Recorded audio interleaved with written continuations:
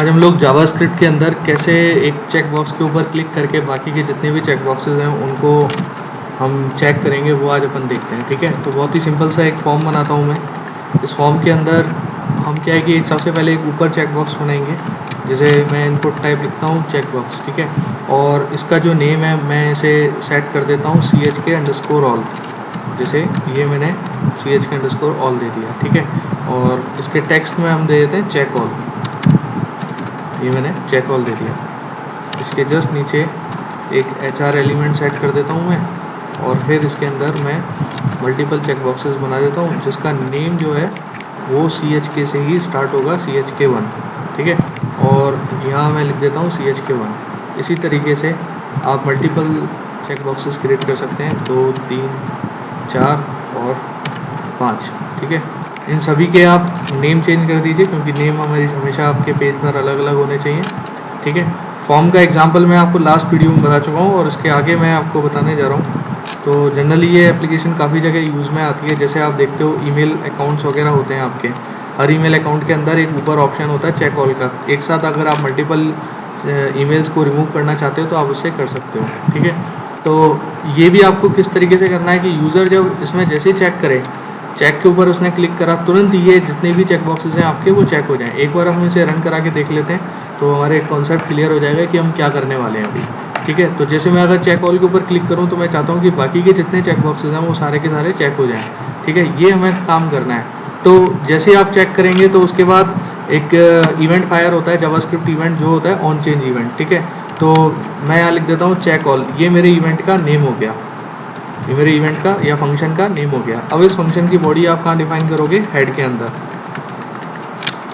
पहले आपको स्क्रिप्ट लिखनी पड़ेगी, ये स्क्रिप्ट लिखी है आपने, और इस स्क्रिप्ट के अंदर आप लिखेंगे फंक्शन और चेक ऑल, जो आपको फंक्शन कॉल करना है।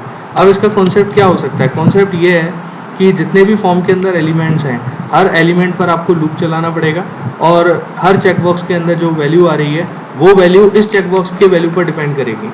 यानी कि अगर इसकी चेक्ड प्रॉपर्टी क्या करती है कि इसमें आप ट्रू या फॉल्स वैल्यू सेट करते हो। फॉर एग्जांपल मैंने अगर चेक्ड के अंदर यहाँ ट्रू सेट कर दिया तो बाय डिफॉल्ट ये जो आएगा नॉट चेक्ड, ये चेक्ड ही लिखना पड़ेगा आपको, चेक्ड इक्वल टू चेक्ड। तो इसका मतलब ये होता है कि यूजर जब पेज को लोड करेगा तो ये आपका जो है पेज या ये ड्रॉप डाउन जिसे अपन बोलते हैं, ये आपका ऑलरेडी चेक्ड मिलेगा आपको। ठीक है ना, चेक्ड। और ये प्रॉपर्टी यहाँ तो चेक्ड बना रखा है लेकिन ये एक्चुअल में ट्रू होती है। ठीक है ना, ट्रू या फॉल्स। तो मैं इसे एक बार यहाँ से डिलीट कर देता हूँ, मैं चेक ऐसे नहीं करना चाहता। एक मिनट, ऑन चेंज पर ये कॉल कर लिया और इसे मैं यहाँ से अभी हटा देता हूँ। ठीक है, तो इसके लिए अब आपको कंडीशन क्या लगानी है? सबसे पहले ये जो फॉर्म है आपका, इस फॉर्म के एलिमेंट्स को रीड करना पड़ेगा और आपको फिर एक लूप चलाना पड़ेगा। एलिमेंट्स को रीड करने का तरीका मैंने आपको लास्ट वीडियो में बताया था कि कैसे अपन एक एलिमेंट्स को रीड कर सकते हैं। ठीक है, तो सबसे पहले आप टोटल एलिमेंट्स काउंट कीजिए। फॉर एग्जांपल मैं यहाँ टोटल एलिमेंट्स काउंट करना चाह रहा हूँ तो मैं एक लेंथ के नाम से एक वेरिएबल बनाता हूँ, या फिर लेंथ सही वर्ड नहीं होगा, मैं यहाँ लिख देता हूँ टोटल एलिमेंट्स मैंने नेम लिख दिया इक्वल टू, और फिर डॉक्यूमेंट डॉट फॉर्म्स, ये डॉम API के थ्रू आप जितने भी एलिमेंट्स हैं उन सबको रीड कर सकते हो। एक ही फॉर्म बनाया हुआ है इसलिए 0 इंडेक्स से हमेशा स्टार्ट होगा, और एलिमेंट्स की लेंथ आपको मालूम करनी है तो एलिमेंट्स डॉट लेंथ प्रॉपर्टी का यूज करके आप इसकी लेंथ को मालूम कर सकते हैं। तो यहाँ देखिए, अगर मैं इन टोटल एलिमेंट्स को प्रिंट कराना चाहता हूँ तो मैं प्रिंट भी करा सकता हूँ। ये मैंने टोटल एलिमेंट्स को इस तरीके से यहाँ लिख दिया। तो देखिए, जब मैं चेक ऑल के ऊपर क्लिक करूंगा तो मुझे क्या आ रहा है? 6 मिल रहा है यहाँ पर। 6 क्यों? क्योंकि ये भी एक एलिमेंट है, तो और 5 अपने चेक बॉक्सेस हैं तो 5 और 1 6 चेक बॉक्सेस हो गए, इस वजह से यहाँ एलिमेंट टोटल एलिमेंट में 6 दिखा रहा है।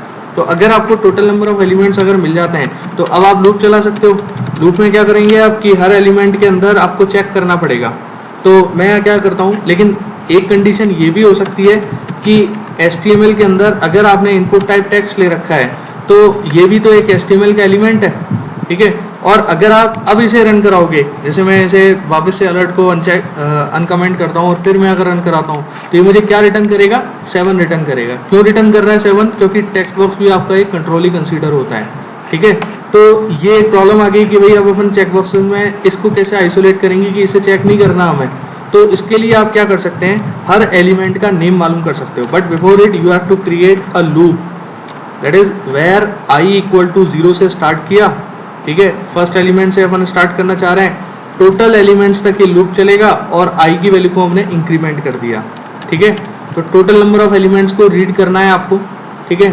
और हर एलिमेंट के अंदर आप खास बात देखें तो जो भी एलिमेंट स्टार्ट हो रहा है वो CHK से स्टार्ट हो रहा है, CHK_1, CHK_2, CHK_3 इस तरीके से। और ये ऊपर वाला एलिमेंट है, ये भी CHK_all है। तो इन लूप पर आप क्या करें, पहले तो एलिमेंट नेम गेट करें। तो एलिमेंट नेम गेट करने का तरीका क्या होता है, देखिए एलिमेंट नेम गेट करना बहुत आसान है यूजिंग DOM API। आप यहाँ लिख सकते हैं फॉर्म्स, एक ही फॉर्म बना हुआ है तो 0 इंडेक्स होगी इसकी, डॉट एलिमेंट्स। अब एलिमेंट्स एक एरे है जिसमें ith इंडेक्स पर जो एलिमेंट है आप उसे रीड करना चाह रहे हो, तो आई की वैल्यू शुरुआत में 0 होगी और इसकी नेम प्रॉपर्टी से आप इसका नेम गेट कर सकते हैं। ये आपने नेम लिख दिया तो ये एलिमेंट नेम को रिटर्न करेगा। अगर आप प्रिंट करा के देखना चाहते हो तो आप बिल्कुल देख सकते हो, एलिमेंट नेम जब तक ये लूप चलता रहेगा तब तक ये एलिमेंट नेम को रिटर्न करेगा। जैसे मैं ऐसे वापस से रन कराता हूँ, इस पेज को अपन वापस से रिफ्रेश कर देते हैं, तो आप देखें चेक ऑल के ऊपर क्लिक करने पर सबसे पहला एलिमेंट नेम क्या आ रहा है, CHK_all, फिर CHK_1, 2, 3, 4, 5, फिर नेम कौन सा है, अपना लास्ट वाले टेक्स्ट बॉक्स का, ठीक है ना। तो ये सारे एलिमेंट्स आपको रिटर्न कर रहा है, उनके नेम को रिटर्न कर रहा है। अब आप एक कंडीशन लगा सकते हो कि अगर element name not equals to undefined, अब ये क्यों मैं लिख रहा हूं, क्योंकि ऐसा भी तो हो सकता है ना, कोई आपने इनपुट टाइप कंट्रोल लिया जिसमें नेम ही असाइन नहीं करा तो ये अनडिफाइंड हो गया, ठीक है।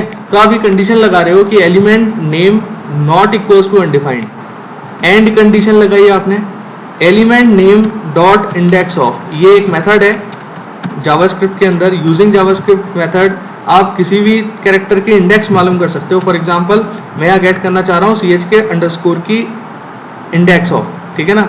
और अगर ये -1 नहीं है, -1 कब होती है ये मैं आपको बताना चाहूंगा, ये स्ट्रिंग का पार्ट है एक तरीके से। -1 का मतलब क्या होता है, देखिए इंडेक्स ऑफ रिटर्न करता है कि पर्टिकुलर ये वाली स्ट्रिंग आपके इस एलिमेंट में या इस एलिमेंट स्ट्रिंग के अंदर कहाँ एग्जिस्ट करती है, ठीक है। तो इंडेक्स ऑफ में जैसे मानो ये इस पर रन होता है, आप नेम पर ही तो चला रहे हो, एलिमेंट नेम पर, ठीक है। तो इसके अंदर CHK_0 से स्टार्ट हो रहा है तो ये रिटर्न करेगा 0, ठीक है।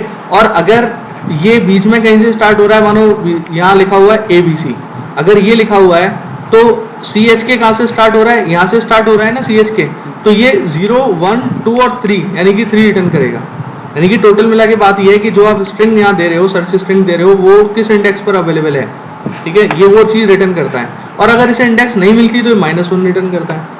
तो मैंने यहाँ कंडीशन लगा दी कि एलिमेंट की इंडेक्स ऑफ CHK_-1 नहीं है, तो हमें क्या करना है कि उस एलिमेंट को चेक करना है, या अगर ऊपर वाला चेक्ड है, चेक ऑल अगर आपका चेक्ड है, ये वाला इनपुट टाइप चेक्ड है तो चेक्ड करना है, अदरवाइज उसे अनचेक्ड करना है। तो बहुत सिंपल सा टास्क हो गया, आपको सिर्फ इतना सा करना पड़ेगा, डॉक्यूमेंट फॉर्म्स, ये आपने लिखा, ये एक एरे है जिसमें आपके मल्टीपल फॉर्म आ सकते हैं, डॉट एलिमेंट्स लिखा, एलिमेंट्स के अंदर ith इंडेक्स पर जो एलिमेंट आ रहा है वो, और यहाँ एलिमेंट डॉट ये हो गया, डॉट इसके अंदर एक प्रॉपर्टी आपको डिफाइन करनी पड़ेगी चेक्ड, क्योंकि चेक्ड प्रॉपर्टी सेट करते हो ना आप। तो इसके अंदर मैं क्या करता हूँ, डॉक्यूमेंट डॉट फॉर्म, जो आपने फॉर्म बनाया हुआ है, जैसे हमारा ये जो फॉर्म है इसका नेम मैं असाइन कर देता हूँ, जैसे मैंने नेम दिया हुआ है FRM, ये नेम हो गया, तो मैं यहाँ लिख देता हूँ FRM डॉट, और फिर जो आपका चेक बॉक्स है उसका नेम, तो वो कौन सा है, CHK_all है ना, इसे मैं हटा देता हूँ क्योंकि ये चेक करने के लिए लिखा था अपन ने,